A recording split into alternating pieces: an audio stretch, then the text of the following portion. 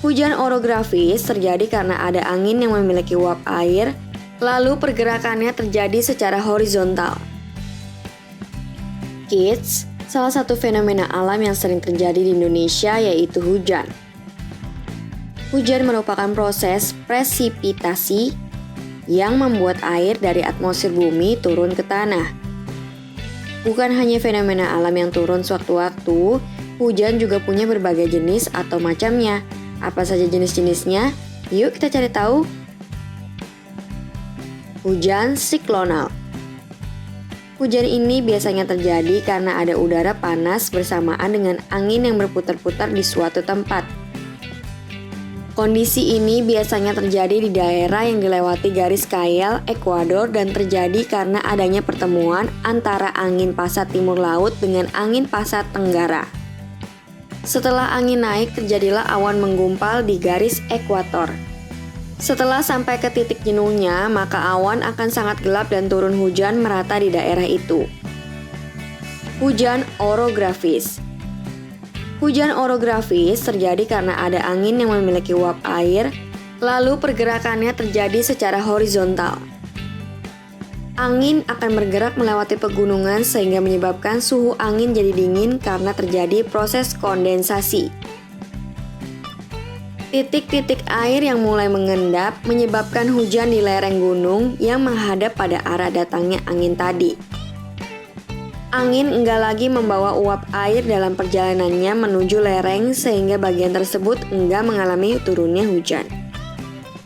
Sebelum kita lanjut videonya, jangan lupa klik tombol subscribe dan tombol loncengnya ya. Hujan frontal.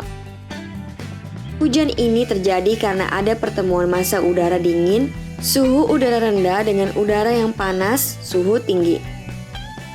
Pertemuan dua massa udara yang bertolak belakang ini menghasilkan uap yang dibawa oleh udara dingin jatuh ke permukaan bumi dengan rapat. Hujan ini biasanya terjadi di daerah yang berada pada letak astronomis lintang sedang atau pertengahan lintang utara dan selatan. Apabila wilayah tropis mengalami hujan ini, maka yang terjadi yaitu hujan es. Hujan muson atau hujan musiman. Hujan ini terjadi karena angin yang bergerak secara tahunan dan biasanya turun pada kurun waktu tertentu. Pergerakan angin inilah yang menyebabkan ada dua musim di Indonesia, yaitu kemarau dan penghujan. Hujan zenital.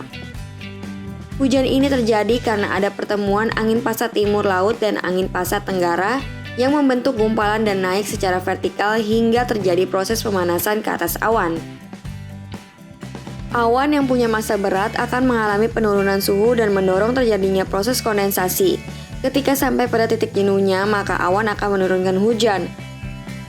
Nah, hujan zenital ini yang sering terjadi di Indonesia. Hujan asam. Umumnya, hujan mempunyai pH netral yaitu skala 7. Namun, hujan asam merupakan hujan yang punya pH rendah diperkirakan ada di skala 5-6. Ketika hujan ini terjadi, maka karbon dioksida atau CO2 yang ada di udara akan larut bersama air hujan. Air hujan lalu bereaksi dengan CO2 dan menghasilkan air hujan yang jauh lebih asam. Hujan asam membawa dampak negatif untuk manusia, yaitu adanya proses korosi pada besi atau berbagai fasilitas umum. Mungkin bisa terjadi risiko jangka panjang untuk keamanan dan keselamatan transportasi. Hujan meteor. Fenomena ini biasanya terjadi ketika matahari terbenam yang memunculkan Perseid.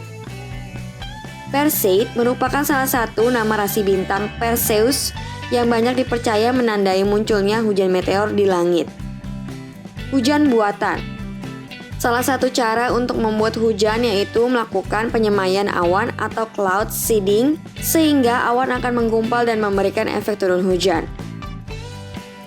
Biasanya cara ini digunakan untuk daerah yang memerlukan hujan alami tapi cukup sulit bagi daerah itu untuk memperoleh hujan yang berbentuk tanpa campur tangan manusia. Nah, itulah 8 jenis hujan berdasarkan proses dan lokasi terjadinya melalui berbagai sumber. Sampai di sini dulu ya videonya. Jangan lupa like, komen, subscribe, dan share ke teman-teman lainnya ya kids.